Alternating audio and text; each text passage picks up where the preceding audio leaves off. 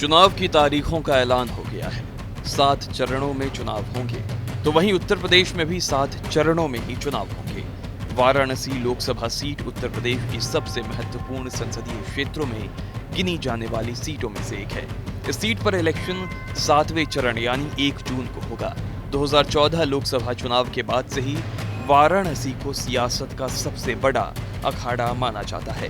प्रधानमंत्री नरेंद्र मोदी तीसरी मर्तबा वाराणसी से लोकसभा चुनाव लड़ने जा रहे हैं, लेकिन अभी तक वाराणसी लोकसभा सीट पर इंडिया गठबंधन की तरफ से किसी भी प्रत्याशी के नाम का ऐलान नहीं किया गया है।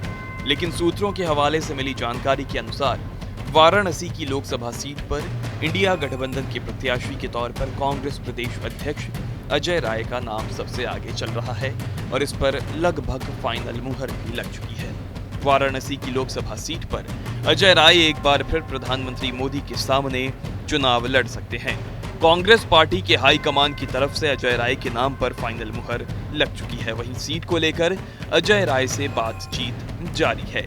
अगर अजय राय वाराणसी की सीट पर सहमति जताते हैं तो तीसरी बार वो प्रधानमंत्री नरेंद्र मोदी के खिलाफ वाराणसी से उम्मीदवार होंगे। इससे पहले वो 2014 लोकसभा चुनाव और 2019 लोकसभा चुनाव में भी प्रधानमंत्री मोदी के खिलाफ चुनाव लड़े थे। हालांकि ये जानकारी भी सामने आ रही है कि उन्होंने बलिया और वाराणसी सीट पर चुनाव लड़ने को प्राथमिकता जताई थी, लेकिन बलिया की सीट पर समाजवादी पार्टी का उम्मीदवार होगा, इसलिए वाराणसी सीट पर उनका लड़ना लगभग तय माना जा रहा है। 22 मार्च के पहले कांग्रेस पार्टी की लखनऊ में होने वाली बैठक के ठीक पहले माना जा रहा है कि उनके नाम का ऐलान कर दिया जाएगा। हालांकि अभी इसकी तरफ से कांग्रेस पार्टी और इंडिया गठबंधन की ओर से कोई भी आधिकारिक ऐलान नहीं किया गया है। इंडिया गठबंधन के प्रत्याशी के तौर पर अगर कांग्रेस प्रदेश अध्यक्ष अजय राय वाराणसी से चुनाव लड़ते हैं तो इस लोकसभा सीट पर उनके लिए चुनावी राह आसान नहीं होगी।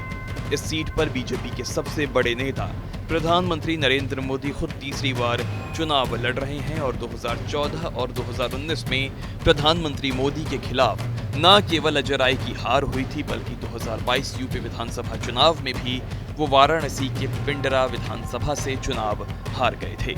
इसके अलावा वाराणसी सीट पर बीजेपी ने विशेष समीकरण के तहत सबसे बड़ी जीत हासिल करने की रणनीति तैयार करके ग्राउंड पर भी काम करना शुरू कर दिया है, जिसकी कमान खुद बीजेपी के राष्ट्रीय महासचिव सुनील बंसल ने संभाली है। हालांकि अजय राय के लिए एक सकारात्मक पहलू है कि वो वाराणसी के ही रहने वाले हैं और उन्होंने मजबूती के साथ प्रदेश में कांग्रेस पार्टी के नेता के तौर पर विपक्ष की आवाज बुलंद की है।